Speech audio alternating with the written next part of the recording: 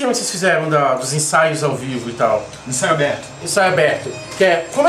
Como funcionou a ideia? Porque é muita exposição, assim, tanto o processo de montar banda, sei lá, de ego, de relações internas. Como é que foi esse, sei lá, foi um semestre, cara? Um ano. Um ano vocês ficaram fazendo esses shows abertos. Como é que foi essa relação pra banda e como que ajudou a construir esse disco e tal? Complementando o que o André disse, eu achei uma declaração sua que diz o seguinte: não gosto que outras pessoas acompanhem o processo criativo. Acabo me sentindo ridículo quando isso acontece. Seria como mostrar meu pau no final do Big Brother Brasil. Foi desse jeito mesmo? Foi desse jeito. Vou te dizer que foi uma experiência tensa a maior parte do tempo. Porque além de ter que conduzir os ensaios, eu tinha que dialogar com o público de alguma maneira e tinha que né, tomar conta dos músicos e conversar com eles. Era bem difícil mesmo, assim, tipo, eu me estressei muito com isso. Porque, assim, a quantidade de público variava, às vezes estava cheio, às vezes não, né, e nos dias cheios eu ficava mais tenso. Mas ajudou bastante a constituir esse disco justamente porque a gente pôde experimentar bancados que nós estávamos recebendo para estar lá. Era uma contrapartida do FAC aquilo? Não, era um projeto do FAC. Era um projeto do FAC que o nosso violeiro, o R.C. Ballerini, concebeu. Teve essa ideia de que nós faríamos ensaios num teatro aberto para quem quisesse ver. Então, assim, era difícil você ver, de repente, um músico que eu vejo, às vezes, um músico que eu respeitava na plateia, vendo a autópsia do meu processo. Então, era difícil, era tenso, mas ajudou muito, tanto na parte de execução da banda, quanto na parte de concepção e composição das músicas. Assim, eu tive muito tempo para experimentar muita coisa, a gente repetiu as músicas milhares de vezes, então quando a gente foi gravar a gente estava tocando bem e da melhor maneira possível. Então, Você acha que tem como tocar uma banda independente, principalmente no segmento que vocês fazem, sem ajuda do governo? tem. Sem FAC? O Satanic Samba Trio Elétrico também foi um projeto do FAC? Ou não? Foi um projeto do FAC também, mas com certeza dá pra tocar assim. A gente vinha tocando até então, né? Sem o dinheiro do FAC ou qualquer outro tipo de incentivo. Na verdade, essas iniciativas, elas só visavam facilitar o processo. E é basicamente isso mesmo. A gente buscava esse investimento institucional só para bancar algumas extravagâncias. Por exemplo, o Satanic Samba Trio Elétrico, que a gente não poderia ter feito sem uma mão superior. De quem que foi a ideia? Foi minha e do antigo cavaquista do Satanic Samba Trio, o Hideki. A gente costumava brincar dizendo que bastava a gente subir num trio elétrico para que a gente pudesse nos arvorar de ser o Satanic Samba Trio Elétrico. Era uma piada infame que acabou virando realidade, como várias piadas infames, né? E teve alguma experiência muito louca assim, vocês tocando? Cara, a recepção da galera, ninguém nem... Na verdade não, tinha assim, por incrível que pareça, a gente foi bem recebido. Eu não posso reclamar disso, eu gostaria de reclamar, falar esse público do plano piloto só tem babaca, só tem bodinho, mas não, a gente foi super, super compreendido, inclusive tanto no plano piloto quanto nas satélites, e foi super legal, assim. Eu sei que é difícil me ouvir falando desse tipo de coisa, mas não tenho do que reclamar. Vocês tocaram em bar, na frente de estádio, no CCBB, né? Vocês tocaram no engarrafamento também?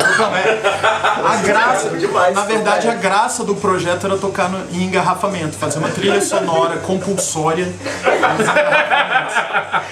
Assim, a maioria do pessoal que a gente entrevistou aqui, querendo ou não, era da cena do rock, alguns do eletrônico. E o Satanic Samba Trio, ele frequenta um outro circuito, né? Ele veicula de outras formas para outros públicos. Qual universo é esse que o Satanic Samba Trio está inserido, os locais, o tipo de público.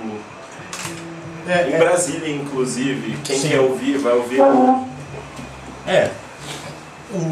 O Satanic Samba Trio, ele é um coringa, ele não tem público e por isso ele não faz parte de um nicho e por isso ele pode conquistar qualquer tipo de público. Por exemplo, a gente já tocou em casas de MPB, em casas de jazz, em casas de rock e teve uma resposta positiva em vários desses locais. Em Brasília depende muito, varia muito. A gente é muito bem recebido, por exemplo, nas satélites e pelo fato de ser uma banda que tende mais para MPB, a gente gira mais nesse circuito, que é mais institucional também, né? Tipo, tem um viés institucional, por exemplo, SESCs, centros culturais e etc. Mas lógico que a gente também faz muita iniciativa privada, por assim dizer. E isso é meio que no final das... é meio que uma loteria. Às vezes a gente cai num lugar onde a gente acha que a gente vai suceder e acaba dando com os burros na água. É difícil saber. Eu não sei qual é o nosso... A essa altura do campeonato, depois de quase 10 anos de banda, eu já não sei te dizer e nem me importo mais com o nosso público. A única certeza que eu tenho é que gringo maconheiro gosta. O Satanic, ele vem muito como uma afronta a certos dogmas da MPB, correto? Sim. O que mais te enerva na MPB hoje em dia que você tanto quer lutar contra? Tematicamente, fora os clichês, você diz, os clichês estéticos mesmo, de opções criativas, você diz, o que me enerva muito é a temática, que ainda não se esvaziou, né? O banquinho, o violão, o bom selvagem, o brasileiro manso, hospitaleiro. Pergunta pra qualquer gringo que vem pra cá se isso é verdade, cara. Não é, cara. Ninguém apanha na rua, é roubado, é sequestrado, estuprado e etc. E no final das contas, acaba sendo... Em parte, essa violência acontece também em parte por causa disso.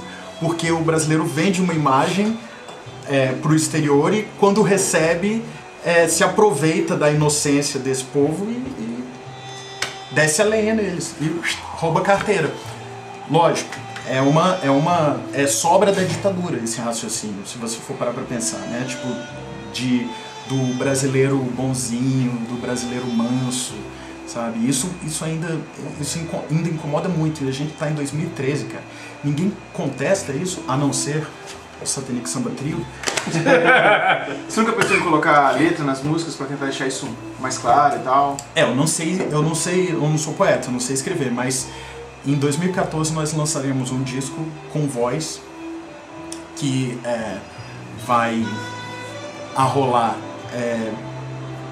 cantores e letristas diferentes em cada faixa.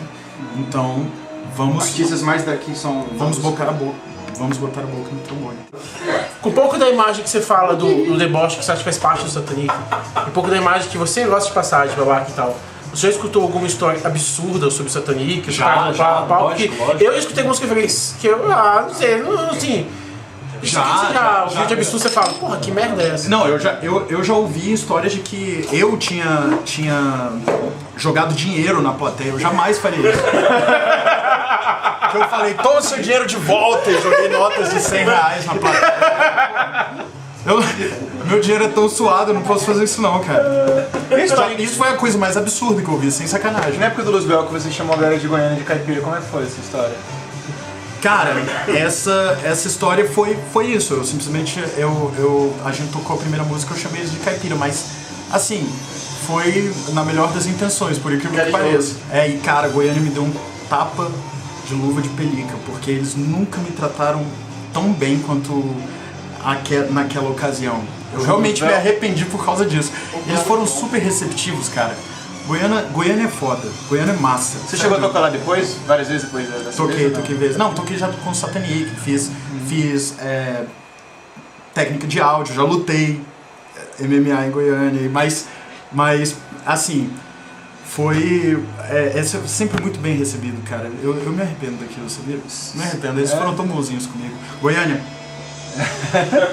Você é mais bem recebido fora de Brasília do que... Com certeza, aqui? fora de Brasília eles não me conhecem.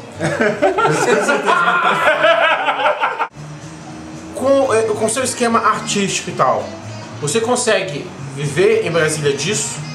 Já rola? Sim.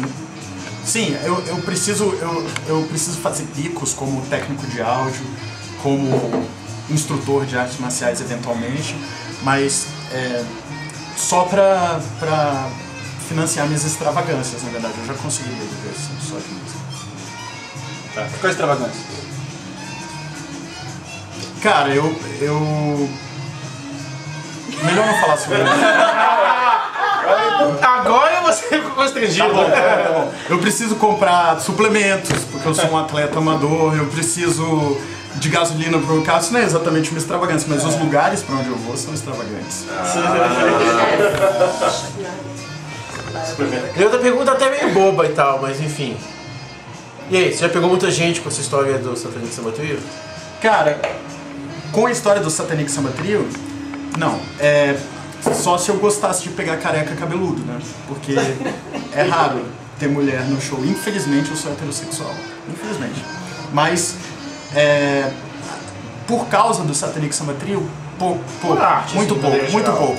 Por arte, talvez. Mas o grande motivo pelo qual eu peguei e continuo pegando mulheres por aí é porque eu sou babaca. Isso aí. Tem alguém que resiste a um bom babaca? Não tem.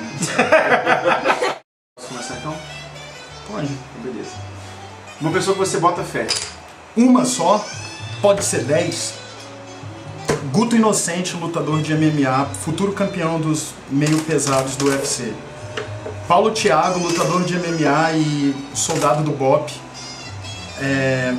Praxis, compositor do Sexy Fi. Carlos José Pantoja, cientista candango, radicado em São Francisco, líder da cadeira de neurociências da universidade, eu esqueci a universidade, mas enfim, tenho lido bastante sobre ele.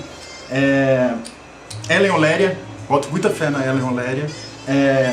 Genival Oliveira Gonçalves, o GOG, ex do Câmbio Negro. Boto muita fé no Luiz Buff, poeta maldito da cidade. Boto muita fé no soldado Pierre, que me parou agora, vindo pra cá. Foi um PM muito honesto e seguidor das regras. Soldado Pierre, tô contigo. Boto muita fé também no... Deixa eu ver, eu tô tentando não ser injusto. Boto muita fé no Jota Dale, o cavaquista do Satanic Samba Trio. Boto muita fé na Marta Carvalho, produtora cultural. Cara, eu acho que já passou de 10, já, né? Desculpa. Foi mal. Uma pessoa que você não bota fé. Daniel Spot. Um bar. Mentira, eu boto fé no Daniel Spot. Cara, eu não boto fé no Jubelau. Um cara que brigava comigo direto na minha época de contraventor. Você não bebe mais um bar? Um bar? Cara, daí. Gates. Uma festa. Toranjo, organizado pelos meus amigos e... Ela era organizada pelos meus amigos, né? Mas eu curto a Toranjo, tô de boa. Peraí, tem uma outra boa festa. Não, deixa, essa eu não posso citar, vai. Mas... Uma gata. Renata Jambeiro. Outra gata. Ana Luísa Bela Costa. Pode outra? Pode outra. Cecília da Rocha. Um DJ. DJ? Puta que pariu. Mas DJ que faz scratch, tipo isso. DJ Thiago, do Viela 17. Uma cilada. Uma cilada? Exame de HIV. Um refúgio. Um refúgio? Academia Grace Barra, Asa Sul. Como é que você gostaria de ser lembrado? Eu gostaria de ser esquecido, porra, essa de ser lembrado. Eu acho interessante você falar das 10 pessoas, porque a maioria das pessoas tem dificuldade em falar uma pessoa que elas Parece botam que- Cara, é aquilo que eu tava te conversa, falando da síndrome de vira-lata. E eu acho muito massa. Então, se você quiser falar 20, você podia falar 20 se Não, quisesse. decide. Podia falar muito mais, cara. Isso, Eu continuar. Eu tive que pensar bem quem eram as pessoas, Mas eu porque eu acho não queria massa. ser injusto. Inclusive, um beijo pras recalcadas.